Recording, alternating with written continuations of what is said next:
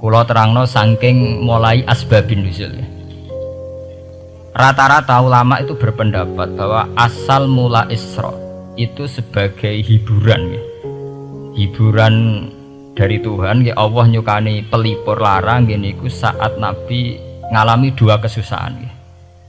Itu periode Mekah itu periode tersulit Nabi karena beliau itu sudah minoritas ya, kaum minoritas kecil, miskin, terus pendukungnya tidak ada. Satu-satunya yang menggaransi, yang menjamin Nabi tidak dibunuh itu karena beliau dilindungi oleh sinten pamanipun, ini sinten Abu Thalib. Dan termasuk lagi secara kasta sosial ekonomi beliau tinggi karena punya istri yang saudagar kaya, ini ku Sayyidah Khadijah. Tapi ternyata orang yang selama ini benar-benar di belakang Nabi, baik secara materi maupun moral, sing entek-entekan berjuang, ternyata wafat. Khadijah Abu Thalib wafat, terus dikenal tahun itu tahun Amul Husni, tahun kesusahan. Sudah gitu niki sing termasuk ilmiah nggih, ilmiah. Sudah gitu secara ilmiah psikologis kejiwaan Nabi terguncang. Niki rungokno tenan niki ngaji nggih. Terguncang itu karena secara mitos nggih, keyakinane tiyang Arab niku pun kadung kedikte embek keyakinan yang ditanamkan ulama-ulama Yahudi dan Nasrani. Kalau baleni malih kafir Mekah itu orang-orang bodoh, orang-orang nggak terpelajar. Mereka itu punya satu mitos, satu keyakinan yang ditanamkan oleh tokoh-tokoh intelektual Yahudi maupun Nasrani. Apa keyakinan itu? Bahwa kenabian itu yang paling mungkin kalau orang itu dari turunan Bani Israel. Orang mungkin Nabi kok ora turunane wong Yahudi atau wong Nasrani. Sehingga ketika Nabi mendakwahkan diri sebagai Nabi, mereka bilang antakulu innama unzilal kitabu ala ta'ifataini min qablina. Nak jenenge wahyu harus tidak jauh-jauh sangka turunan-turunan Yahudi. Sebab itu banyak cerita di Quran, cerita konsultasi tiyang kafir Mekah pada tokoh-tokoh Yahudi. Setelah konsultasi ya disesatkan. Orang mungkin Nabi kok nggone ummiyin, bintuk-bintuk untuk napa? Wahyu. Padha-padha dadi nabi rak kita, orang Muhammad. Ini kalau cerita sejarah. Sehingga saat Nabi ngaku Nabi, niku kayak sudah jadi mitos. Nabi itu tidak boleh jauh-jauh dari Palestina. Karena Nabi Ibrahim orang Palestina, Nabi Isa orang Palestina, Yahya Zakaria juga orang Palestina, Nabi Musa juga orang Palestina. Semuanya itu tidak jauh-jauh dari komunitas Baitul Aqsa. Ini ku masjid Baitul Maqdis atau Baitul Muqaddas. Lah itu wong kafir pinter, saking kepengen nyudutno Nabi Muhammad itu sampai Nabi mesti ning Palestina, dia mesti roh cerita-ceritanya Nabi ning Palestina. Ya aku apa tahu roh Palestina? Setelah kok detail-detail, nak kowe pancen roh iku pintu masjid ning Palestina Baitul Aqsa jumlahe piro? Terus madepe ning ndi wae.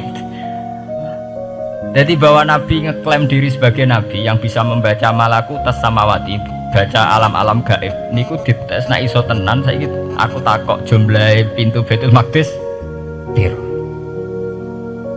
Niki peringatan kangge santri-santri bahwa semua Nabi itu di luar dites fisik. Artinya zaman Nabi sholat di masjid kayak teletong unta terus disiksa Abu Jahal itu hanya ujian-ujian fisik. Tapi di luar itu sebetulnya Nabi juga mengalami ujian-ujian intelektual. Ya kayak cerita-cerita di hadis Sahih, Nabi itu sering didatangi orang Yahudi ditanya, "Mat, saya punya 5 pertanyaan. Yang tahu itu hanya Nabi. Kalau kamu bisa jawab ya Nabi, kalau enggak ya tidak Nabi." Termasuk takokane, apa pertama yang dimakan ahli jannah saat masuk surga? Kok aneh-aneh. Terus kenapa anak itu kok kadang mirip bapaknya, mirip ibunya? So kok aneh-aneh. Dan itu berlanjut terus sampai Nabi di periode Madinah. Nah sebab itu Nabi itu secara intelektual itu diasah Tuhan lewat proses Isra, di mana Nabi saat itu secara fasih bisa menjawab jumlah pintu Masjid Aqsa sekian, perilaku Nabi Musa begini, wajahnya Nabi Musa begini, wajahnya Nabi Ibrahim begini. Sampai di hadis-hadis Sahih Nabi bisa menjelaskan detail. Nabi Musa itu rambutnya kayak ini, wajahnya kayak ini, ada mutiwal. Itu detail sekali Nabi. Sebab itu di sini diterangkan oleh Imam Suyuti, peristiwa Isra adalah peristiwa di mana Nabi berjumpa para sinten Nabi. Itu asal usulnya kenapa? Karena sudah kayak menjadi mitos, Nabi itu tidak boleh jauh-jauh dari tradisi Yahudi, tradisi Palestina. Paham ben sampean roh asal usulnya. Tapi kemudian asal usul itu sebetulnya hanya sementara, ya, hanya permainan politik. Sampean bener sejarah, permainan politik, manipulasi politik. Sebetulnya Nabi itu ya tidak jauh-jauh dari beliau adalah keturunan Israel. Israel itu bukan menunjuk sebuah negara loh, sampean pun salah paham. Israel dalam bahasa Quran itu menunjuk auladi Yakub. Israel menjadi negara kan baru kemarin setelah diberi kemerdekaan Inggris, paham ya? Israel sebagai negara kan baru apa? Kemarin. Sehingga istilah Israel di Quran maupun di hadis adalah menunjuk auladi Yakub. So intinya di antara anak Nabi Yakub ono jenenge Yahuda. Yahuda di turunan-turunan itu Bani Yahuda niku diarani Bani napa? Israel. Ternyata setelah dirunut, Nabi Muhammad itu ada beda jauh dengan keluarga Israel. Karena Nabi adalah turunannya Nabi sinten? Ibrahim. Nabi Ibrahim niku gada putra kalih sing gada turunan gini ku Ishak kalian Ismail. Ismail kalian Nabi Ibrahim disalap teng Mekah. Gini ku sing disebut Quran inni askantu min dzurriyyati biwatin ghairi dzi sar'in inda baitikal muharram. Terus saking Nabi Ismail nurun ngantos Sayyid Adnan. Ya, mulane nak teng berjanji disebut wa adnanu bila raibin inda dzabil ulumin nasabiyya ila dzabihi Ismail nisbatuhu wa mun. Secara teori ilmu nasab Sayyid Adnan jelas-jelas wa adnanu bila raibin inda dzabil ulumin nasabiyya ila dzabihi Ismail nisbatuhu wa mun apa? Tapi yang menjadi masalah yaitu tadi saya sudah bilang ya, seakan-akan Nabi Muhammad itu orang yang benar-benar berbeda dari dinasti itu, dari keturunan itu. Karena orang Yahudi, orang kafir Mekah di kepentingan menggagalkan kenabian Muhammad, sehingga dilecehno Muhammad bin Abi Kabsah. Oh Muhammad sing cilik di rumah tukang angan wedes. Jadi kowe nak seneng kiai kan inna akramakum indawi atqakum. Cek Ben Karlan, cek Karmin pokoknya takwa ya kiai. Ya, itu enak lagi gedeng kiai iku kan. Anake Karlan kok kakean tingkah. Jadi saya wong Mekah ya ngoten niku. Jadi nak muni Muhammad bin Abdullah bin Abdul Muthalib itu terhormat. Mereka adalah orang-orang bangsawan di seputar Quraisy. Nabi itu kastane Quraisy. Jadi kalau Muhammad bin Abdullah bin Abdul Muthalib itu cek ketok terhormat. Wong kafir pinter nang istilahnya orang Muhammad bin Abdullah. Muhammad bin Abi Kabsah. Mergo cilike Nabi tau dirumat. Cara kene ya Karlan ning penjara desa. Mulane Nabi tau angon wedhus, mergo tau de bapak angkat sing tukang napa? Wedhus. Lah wong Mekah pinter dididik wong Yahudi. Kena istilahnya aja Muhammad bin Abdullah bin Abdul Muthalib itu cek kekerenan terlalu napa? Keren. Jadi Muhammad bin Ibnu Abi Kabsah. Wong nak seneng Pak Harto kan Soeharto jenderal besar. Nek sing gedeng wong kemusuk kan repot ya. Oh, terus nyebut desa asli ini asal nak seneng bupati ya jadi bupati orang nomor 1 di Bojonegoro. Nak gedeng golekno asal usule. Sing ngoten itu mun sunnatullah mulai riyen sampai kiamat ya. Sunnatullah lati qad khalas napa? Mengkop. Walan tajdali sunnatillah napa? Tabdila. Ya akan begitu. Nah sehingga peristiwa Isra itu satu peristiwa rohani ya. Selain peristiwa rohani nanti akan diwajibkan sholat, juga ada peristiwa intelektual, ada pengajaran intelektual bahwa semua nabi itu harus punya tradisi yang sama, punya karakter yang sama. Jika Nabi dalam proses Isra itu dipertemukan dengan Nabi Ibrahim, Nabi Musa, nabi-nabi yang lain. Dan diskusi di situ juga ada diskusi-diskusi. Paham ya? Niki penting ya, penting kalau terangkan karena kalau tanpa tradisi yang berkelanjutan ya, sing disebut tenggene thariqah jenenge as-sanad al-mu'tabar, sanad sing mu'tabar utawi nak tenggene pondok-pondok kitab disebut sanad sing muttasil. Ini nanti semua tradisi kenabian akan melenceng. Kalau melenceng itu ngeri. Karena setiap orang dia mesti ada subjektivitas sendiri, punya versinya sendiri. Sehingga semua nabi harus model istilah politik itu punya platform yang sama, punya karakter yang sama, punya model yang apa? Sama. Nah, sebab itu secara intelektual Nabi Muhammad itu dikenalkan oleh karakter para nabi-nabi dulu. Nggak detail. Satu Quran 30 juz. Andai kan sampai hafal Quran, sampai ngurunut sejarahnya, coba. Kita ini kan kadung dibentuk, artinya kita ini ya alhamdulillah sudah kadung kebentuk, tahu sejarah para nabi. Tapi asal usulnya kita tahu lewat kitab yang namanya Al-Quran. Supaya apa? Nabi Muhammad itu dibimbing bahwa Quran atau ajaran beliau benar-benar musaddiqal lima baina yadayhi, benar-benar selaras dengan ajaran sebelumnya. Mulai ajaran yang bersifat samawi sampai hal-hal yang basariyah, yang menyangkut tabiah apa? Basariyah. Kalau contohnya ngeten, misalnya begini. Nabi Muhammad disejarahkan Nabi Ibrahim, beliau punya problem. Problem itu berupa punya bapak atau paman yang tidak Islam. Bahkan nak ceritane kiai-kiai desa dari Nabi Ibrahim cilike kon adol patung. Terus didol muni iki patung ya ora manfaati ra mudarati, mbok tuku ya karepem ora napa karepem. Ono sanate mbok ora, pokoke cerita itu populer. Disejarahkan begitu. Sehingga Nabi Muhammad tahu, oh ternyata yang punya problem ngadepi keluarga itu tidak saya tok. Dulu Nabi Ibrahim juga punya problem ngadepi keluarga. Aku tak lumayan terima paman, Pak Lek, Pak De, Abu Jahal sinten? Abu Lahab. Nabi Ibrahim malah bapak. Udah gitu.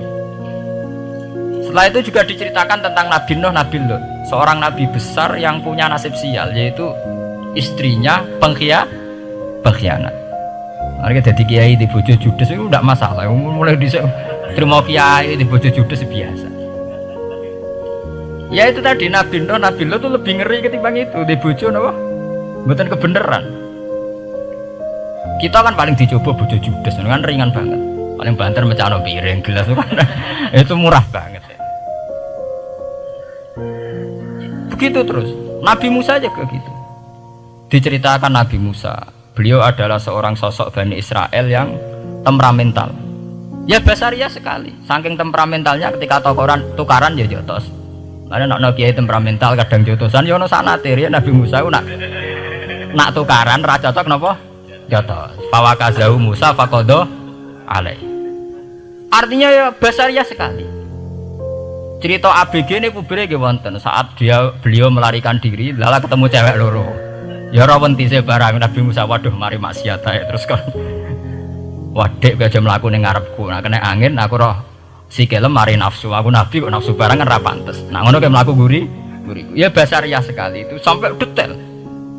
Terus ketika itu terus disuaka politik oleh Nabi sehingga menjadi tradisi bahwa semua nabi akan mengalami problem dengan kaumnya, kemudian disuaka politik oleh komunitas yang berbeda, yaitu komunitas Syu'aib itu di luar pemerintahan Fir'aun. Sama seperti yang dialami Nabi Muhammad, komunitas Mekah itu menyiksa Nabi, bahkan mengimbargo sinten Nabi. Semua aliran dana, aliran ekonomi, akses dana, akses makanan itu ditutup di Mekah, sehingga Nabi sampai dahar dedaunan fisik bil jibali apa Mekah. Tapi beliau diselamatkan oleh sahabat Ansor yang terpisah dari komunitas Ahlu Mekah. Itu mirip ceritanya Nabi Musa yang diselamatkan Nabi Syu'aib yang terpisah total dari komunitas Fir'aun. Ini penting kalau ulang kembali sehingga karakter-karakter kenabian itu tidak rubah. Karakternya sama. Sehingga setelah kita mengenali karakter para nabi, kita mudah sekali mengenali nabi palsu. Paham ya? Makanya kalau nabi palsu paling seneng musodek, ketara palsune. Lah sing repot sing ora ketara, mergo jenenge Ahmad Muhammad tak mirip. Mulane nek kowe dijeneng supaya ora aku nabi jenengno Kartolo. Mergo nek Ahmad bin Gulam rak jenenge Ahmad. Ana terkenal nabi nek ora jenenge Muhammad utawa napa? Ahmad. Mulane Ahmad bin Gulam pas ngaku nabi pengaruhe gede mergo mirip. Mulane kula wingi takoki mahasiswa Jogja, Gus, cara jeneng Jawa mbek Arab apa iki? Nak trene akeh nabi palsu apik Jawa lah Kartolo. Karena secara kriteria kenabian ndak akan masuk. Nah anak jenenge Kartolo atau Karmin itu ndak akan masuk kriteria wong sing bakal dadi nabi. Lah anak jenenge Ahmad tak mirip-mirip nabi. Oh Ahmad Hulam bin Mirza wani ngaku nabi mergo jenenge Ahmad. Musaddiq ya mergo musaddiqal lima bena ya dek. Lah anak Kartolo, Karmen, Karlan agak ono. Mulane saiki sing jenenge Jawa kudu syukur. Akan terbebas dari mengaku napa? Nabi. Lho syukur kan gak akan salah. Di barokah sampean jeneng Jawa, orang arang ngaku napa? Nabi. Selamat. Kudu syukur. Paham ya? Nggak apa-apa, itu harus dinikmati. Ya itu tadi, karena Nabi itu punya karakter yang sama, punya tradisi yang sama, yang mirip-mirip. Itu kenapa Quran berkali-kali menceritakan sisi-sisi kenabian Nabi di luar Nabi Muhammad. Karena biar karakter Nabi Muhammad terbentuk, ya, terbentuk dengan karakter Nabi sebelumnya, tidak melenceng. Kemudian tuh ditiru oleh ulama kita. Kita punya guru punya guru lagi, punya tradisi yang sama. Nak mulang kudu istiqomah, santri loro lah kudu diulang. Nah, sedati kiai aja mopat ijo nak roh dhuwit. Pokoke dilatih. Tapi dari kiai saiki orang mripat ijo, mripat abang. Mergo dhuwit saiki abang. Dhisik dhuwit paling gedhe ra 50.000 iku ora ijo. Lah saiki 100.000 abang. Dadi saiki nak nasihati nak roh dhuwit aja mripate abang. Mergo ijo wis gak akeh saiki. Paham napa? Kena akal-akalan ngoten njen repot. Tugale kula di santri dablek, nek di bojo aja moro tangan. Kula mboten moro tangan, kula saduk, Pak, moro sikil. Kena anekdot ngono rusak. Adu-adu ning bojone. Bojone loro, bareng bojone nguwak. Kowe jare rabi Pak ning jaba, bojom jare loro fitnah, Dik. Sing bener telu. Ayo kan repot. Ketemu cangkem elek rusak kabeh. Fitnah udah nak loro. Sing bener apa? Telu. Lah sakniki mun politik ngoten enggak, saya sebagai pejabat tidak pernah mengkorupsi 1 sen pun uang rakyat. Wong edan tapi korupsi ya sak sen. Wong ra waras tapi korupsi napa? Sak sen. Ngono miliaran tok. Korupsi napa? Sak sen. Ya mesti ae. Geneman. Ayo, jadi zaman akhir itu kayak zaman dhisik, kayak Abu Nawas kabeh. Jadi apa-apa niku mun mboten karu-karuan. Wah itu permainan kata begitu niki kula penting kula terangkan. Saya sebagai ahlul Quran, orang yang banyak baca Quran, itu kita akan tahu betul betapa parahnya atau akibat negatifnya dari permainan kata itu. Dan itu dilegalkan Quran, disahkan Quran dalam beberapa ayat. Yaqulu apa yuriduna ayutfi'u nurallahi bi afwahihim. Orang-orang Yahudi, Nasrani, kafir Mekah itu ingin sekali membunuh Islam lewat permainan kata bi afwahihim. Yaitu tadi misalnya kalau Muhammad bin Abdullah bin Abdul Muthalib itu kelihatan keren karena masih Bani Quraisy. Tapi kalau diistilahkan Muhammad bin Abi Kabsyah, wah Muhammad sing anake Karlan iku ora ummiyin. Balik dadi wong alim terus diistilahno bapakmu sing cilike iku angon wedhus. Ya terus repot terus ajur kah? Kabeh. Itu biafahim. Efektivitas biafahim itu sampai tenggene Tarikh Suyuti wonten keterangan wa min dzalika irtadda jam'un minas sahabah. Dari permainan kata yang ditanamkan orang Yahudi itu sampai banyak sahabat yang murtad. Istilahnya itu jam'un minas sahabah. Meskipun setelah murtad itu ya divonis tidak sahabat. Misalnya menyangkut nasa mansuh. Orang Yahudi pinter, du'afaul muslimin, orang-orang muslim yang imannya masih lemah. Delok le nabimu, wong kok pelin-pelane ngono. Dhisik Ka'bah madhep Baitul Maqdis. Iku wis bener iku, mergo kiblate Nabi Musa. Nabi-nabi dhisik kiblate Baitul Maqdis. Nah saiki gara-gara dekne kangen keluargane pancen dekne cak Mekah, saiki kangen Mekah. Terus kon manggon omahe buyut-buyute. Dadi saiki kiblat diadepno omahe buyut-buyute. Kangen-kangene dhewe dienggo urusan kiblat jare. Jadi pas Nabi itu masih di Medina.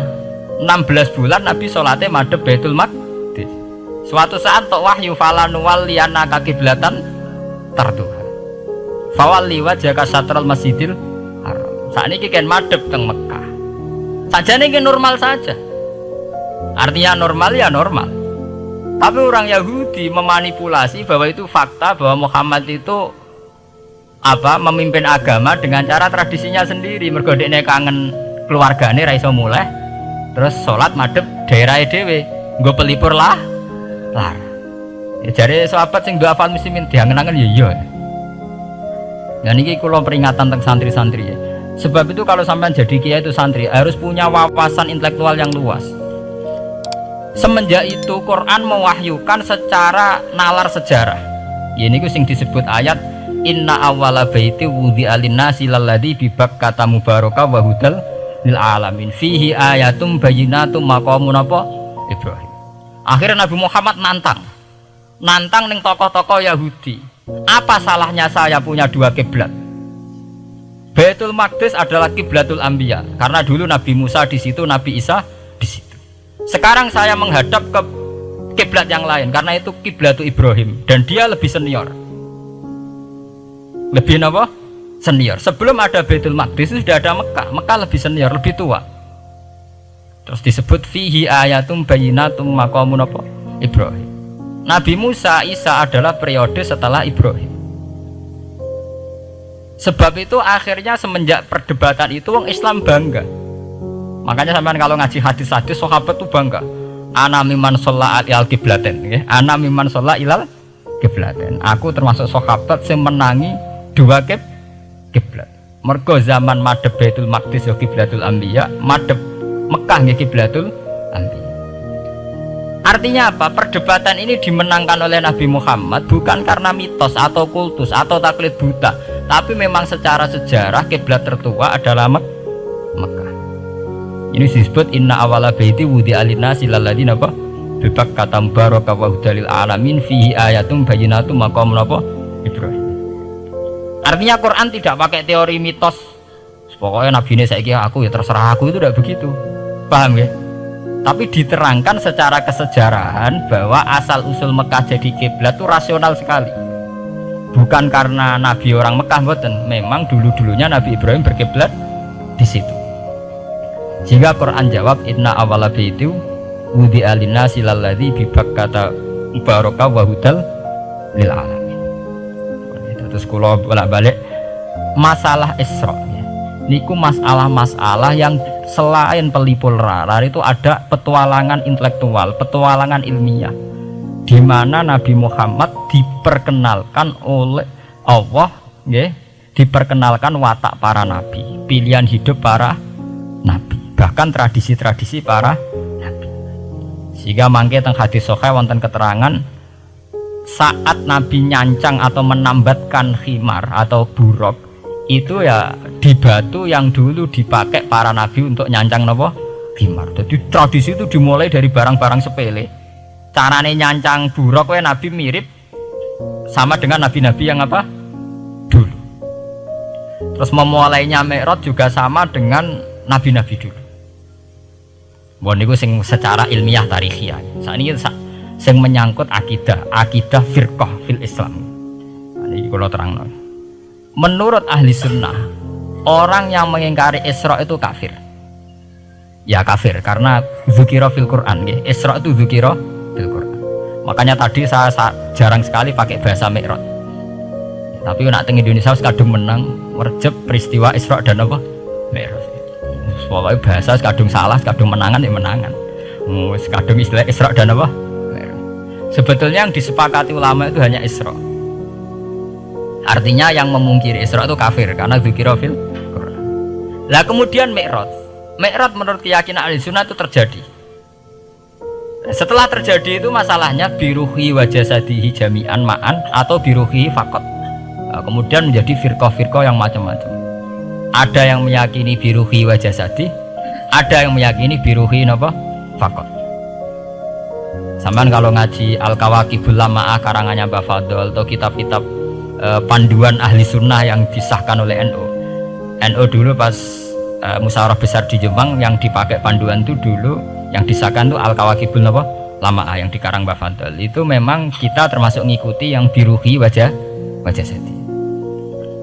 Tapi sebetulnya dalam kelompok yang biruhi fakot itu ada orang keren di dalam dunia ilmiah ini, termasuk Aisyah meyakini biruhi apa fakot. Tapi itu sudah masalah-masalah kemudian berkembang menjadi di luar masalah firqah, terus menjadi masalah said, masalah pengetahuan. Kalau masalah pengetahuan tentu kita ini terus masalah kan, artinya masalah itu kalau iman diukur dengan akal ya kadang tidak sambung. Wah itu mokal, orang dengan kecepatan sekian pasti hancur. Dan agama ukur akal terus ya repot. Wong dipendem jadi dibualung ya dibualung, dibakas tangi bareng. Jadi sing disoal ora mek rotok kabeh napa? Disoal. Manjen masalah manusia itu masalah-masalah sing ya begitu. Mpun niku mboten penting. Nah, itu terus kemudian menjadi firqah. Terus kemudian ada hadis-hadis yang menerangkan proses Nabi dialek dengan para nabi. Kayak ketemu Nabi Musa, Nabi Ibrahim, terus Nabi Idris, Nabi Isa, Nabi Musa. Itu terus diterangkan di hadis-hadis sahih. Ini kalau balik tentang keterangan wau, sebetulnya pertemuan-pertemuan ini itu dimaksudkan Nabi biar punya tradisi yang sama dengan nabi-nabi sebelumnya. Karena ini penting ya. Sama nek rasane dadi kiai. Niku kroso banget. Misalnya kita ya. Kita akan dididik ala pesantren misalnya. Kita punya kiai-kiai yang punya tradisi. Misalnya nak rawong nakal, wong minum astagfirullahaladzim, wong kok ngono kan gitu. Ya hanya begitu. Sehingga wis kaya identik angger kiai NU atau amalia NU iku rawani naboki wong sing nyabu. Ya rawani nyaduki wong sing lagi minum. Kemudian itu dianggap satu kekurangan atau apa, walhasil kemudian lahir kayak FPI, orang yang tidak menerima metode itu. Tapi sudah kayak ada janjian tuh begitu. Kiai paling anti kemungkaran lah itu. Masa kiai paling kerengo sapa mbok terkenal kerengo. Mereka tidak punya catatan repot bahwa mereka pernah jotosi wong minum. Masih sing sering jotosi santri lah itu tetap ora tahu terkenal jotosi napa? Wong sing mabuk, wong sing minum. Itu sudah kayak tradisi. Dulu zaman Basim Asari Jombang terkenal hijau be abang, yang wabang ya abangan tenan, sing hijau. Tapi tidak ada catatan sejarah kiai jotosan be pemabuk. Ya memang kayak kita sudah punya tradisi naruh kemungkaran itu menang kalah itu lewat proses bil hikmati wal mau'izatil hasanah. Kita ini kayak punya tradisi naruh kemungkaran milih model Nabi wa mahdi qaumi fa innahum la ya'lam. Itu ya kayak ada janjian begitu. Meskipun kita sebagai orang alim ya tahu nahi mungkar itu wajib, nahi mungkar itu begini-begini, tapi ya praktek kita tidak pernah begitu. Ya, kalau di Timur Tengah kebalikan, mana ada terima karuan wong nakal, podo soleh beda aliran halal dibunuh, sehingga wong Sunni yang ngalalo dari wong Syiah yang ngalalo dari apa? Wong Sunni. Ya sudah kayak tradisi. Sampai anak mau kitab fikih khas Arab, mau biasa muni. Wong ngene iku muhaddarun damu. Padahal ya wong soleh, wong Islam di mazhab apa ini disebut darun apa? Damu. Sehingga kita itu tadi, kita punya tradisi. Saya tuh kalau sedang tahajud, matehai para wali-wali songo atau apa, itu yang terpikir di saya itu hanya satu. Agama Islam itu lahir lewat Quran dan hadis. Tapi kemudian tahu-tahu tetap berimprovisasi, berkembang sesuai tokoh yang membawa. Sampai kalau melihat Islam di India dulu sampai perang besar-besaran, kemudian zaman Abul A'la Al-Maududi, zaman periode Muhammad Iqbal, sampai India pecah, kemudian jadi Pakistan yang bernegara apa? Islam, karena banyak konseptor Islam yang tidak setuju negara sekuler, akhirnya mereka misah jadi negara Islam Pakistan. Kemudian Timur Tengah juga begitu, karena Timur Tengah sudah Islam semua, masalahnya itu diislamkan ala Sunni atau ala Syiah. Iran menjelma sebagai aliran Syiah, yang Sunni dianggap sesat, halal darai. Irak zaman Saddam Hussein pemerintahan Sunni, sing Syiah dibantai, sehingga wong Kurdi do mati. Era Saddam keok gentenan Saddam sing dibantai. Makanya kalau saya ngaji di Jogja, seminar di Jogja bilang, kita ini harus bersyukur. Kita ini punya tradisi konflik yang terbaik di dunia. Kita ini punya tradisi konflik yang terbaik di dunia. Sampai nak Isra Ikhwanil Muslimin teng Mesir, Badan Intelijen Nasional atau Badan Stabilitas Nasional, Bakor Setanas itu harus terima kasih sama tradisi tokoh-tokoh Islam di Indonesia. Lepas dari kita setuju tidak setuju itu terserah, tapi kita punya tradisi konflik yang paling baik di dunia. Kurang bencinya Gus Dur sama FPI atau FPI sama Gus Dur, paling mereka ya adu statement di depan wartawan.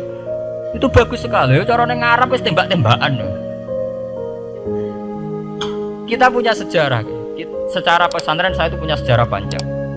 Zaman Mbah Imam beda dengan Mbah Zubair, zaman Kiai Memun beda dengan Kiai yang lain. Paling adu statement saat ada tamu itu paling bagus. Kita punya tradisi konflik paling bagus di dunia. Kayak apa mangkelnya orang NU saat Gus Dur diimpis, dipecat. Tapi habis itu ya sering seminar ketemu Amin Rais.